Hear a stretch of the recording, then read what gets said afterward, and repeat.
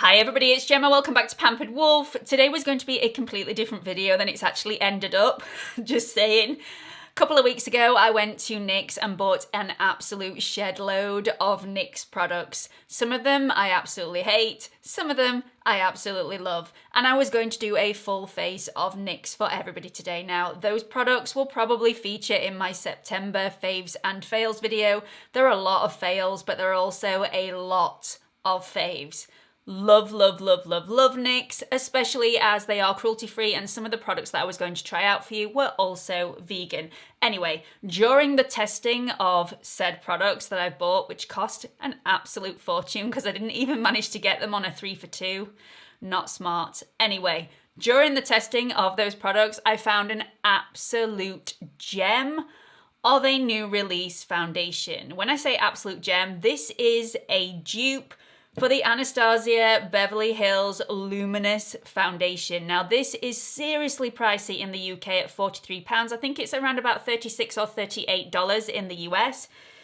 But the NYX Born to Glow foundation, and I have no idea why everybody is not screaming from the rooftops about this foundation, this is £10 or $10 for exactly the same amount of product. Now, I know it looks completely different. This is actually quite luxurious in a glass bottle, and this is in a squeezy tube, but it looks the same on my face. Let's do a little bit of bump on these products, and I'll get some on my face.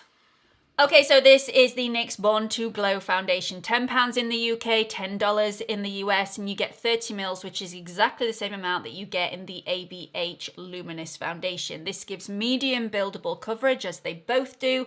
This reduces the appearance of pores. Both of them are said to do this, but I do think this does it slightly more than the ABH Luminous foundation. Both of these are going to give a healthy, glowy look to the skin, and this one gives zero flashback. So great if you are having your picture taken throughout the day, if you're going to a wedding or you're going to a photo shoot, this would be really, really flattering on your skin and give no flashback whatsoever. There is no cakiness and no excess shine for the NYX foundation. I have found that with the ABH, some excess shine does appear throughout the day, but that's because this is slightly more hydrating on the skin. Both of these are cruelty-free, both of these are vegan, and both of these are not sparkly on the skin, which is a serious plus for a lot of people. Nobody wants to walk out in the sunlight and look like a disco ball. Both of these give a beautiful radiant glow without being sparkly. And these aren't too dewy. So although this looks dewy on the skin, you can actually touch the skin afterwards. And both of these do not need powdering in place. So if you are a little bit cautious about how much powder you apply to your skin, these might be great for you, because I haven't powdered either of these in place. I find that they sit beautifully on the skin without the need to lock them down with powder.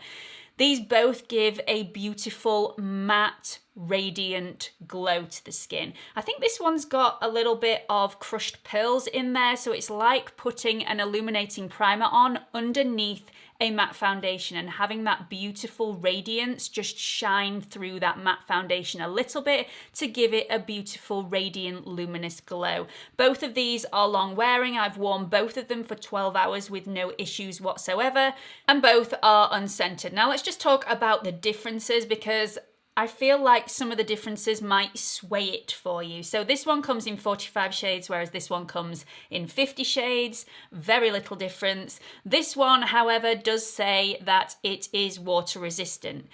To be fair, even though this one doesn't say it's water resistant, I have never had a problem when I've been caught out in a little bit of a rain shower. I haven't felt like this one has wanted to slide off my face.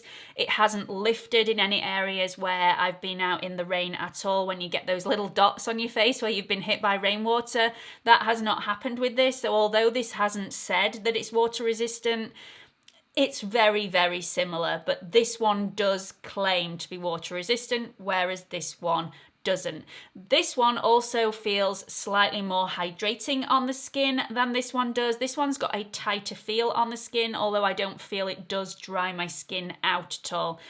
Also, because of the slightly more hydrating feel to the skin, I don't feel that this one airbrushes my pores as well as this one does. So Some things to bear in mind. Let's get some of this on the face. Okay, so as per usual, I've got all my skincare on my face. I've given that plenty of time to sink in before I'm going to apply the foundation. We are going to put the high-end foundation on my left side. We're going to put the Drugstore foundation on my right side. These are not going to be the same colour. It may look a little bit silly as the day goes on, but hey, the things I do for you. If I'm being completely honest, I think the NYX Born to Glow is slightly too pinky for me. It's not the best shade, but where I went in Boots, there was very limited range to choose from. If you're wanting the full range to choose from, you need to go onto the website and pick your colour match from there. We're going to be applying the Anastasia Beverly Hills Luminous Foundation on my left side. Let's pop this on. I love this foundation. It's such a beautiful light feel on the skin. This is really lovely. It's a medium coverage, but it's medium buildable coverage, so you can add more coverage to the areas that you need it on your face. Now, please be assured this does not look as pale in person as it does on camera. It's just because of the lights in front of me, and the luminosity of this foundation gives the appearance in front of the lights that this is too pale for me, but it is the perfect colour match. The shade that I've gone for is 160C, which is a cool golden undertone. And absolutely perfect for me. If you have a look at the contrast between my face and my neck. Stunning colour, really nice. This is such a beautiful foundation. I have hardly got any on. I've put one pump on the back of my hand, and as you can see, there's probably, well, there's at least half of that still there. I know I've only done half of my face, but usually I am a 2-pump girl. But really, in this foundation, 1 pump will suffice. Just saying. Right, let's get some of the NYX Born to Glow foundation on this side of my face and we can compare. The one bugbear that I do have with this foundation is that the squeezy tube, the product comes out quite fast from the end of the tube. Maybe I just don't know my own strength, I don't know, but I am wasting quite a bit of product because it is the same as the ABH Luminous Foundation. A little goes a very, very long way. Okay, so as you can see straight away, this is not going to be the same colour match for me. Slightly too pink on my skin. This is radiant without being overly dewy, so you aren't going to look like a sweaty mess with either of these foundations. Really love both of these foundations. They look so similar when they are on the skin. They both have that crushed pearl effect, which gives a beautiful luminous radiance to the skin without you not being able to touch your face throughout the day. I really like this. I think there's a really happy medium between seriously dewy and radiance. This sits beautifully in the middle. Absolutely love it. I'm going to put the rest of my products on and I'll be right back. So this is the finished look for today. Let me know whether you like it, whether you don't like it in the comment section below. We're not going to go into ingredients with both of these foundations because these are not identical ingredients. They are very similar, but they appear in a different order on the Inky list. So I am not saying that these are completely identical down to the ingredients. However, it does not lie on my face. Both of these foundations look the same on my skin. Both of them are very lightweight. Both of these are long wearing foundations and look beautiful throughout the day. However, the natural oils do come through more on the ABH side than on the NYX side. So if you have slightly oilier skin, you're probably going to want to go for the NYX side, whereas if you have slightly drier skin, you're probably going to want to go for the ABH side. I have really dry skin at the moment. Let me just show you this in natural lighting because there is a slight difference for seriously dry skin.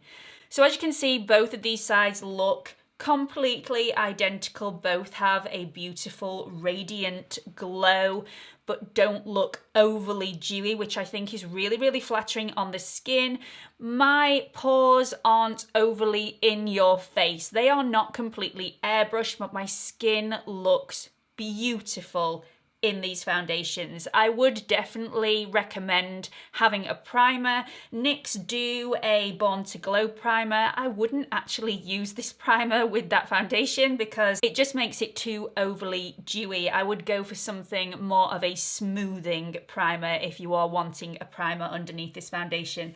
So as you can see, both of the foundations look pretty much the same. The only difference is it does accentuate that dryness a little bit. It looks a little more cracked and dry on the NYX side than it does on the ABH side, and that is literally just because the ABH is slightly more moisturizing and hydrating on the skin than the NYX Born to Glow foundation. So just something to bear in mind. Both of these foundations are absolutely beautiful, but one is so much more affordable than the other. So I would highly, highly recommend before you invest in this one to go and try this one, because I mean, it is a beautiful, beautiful foundation. Seriously long wearing. I've worn this over 12 hours, not had an issue. In my opinion, I think the NYX Born to Glow wears slightly better than the ABH Luminous Foundation. Both of them are lovely though. I can't really knock either. I would happily reach for either of these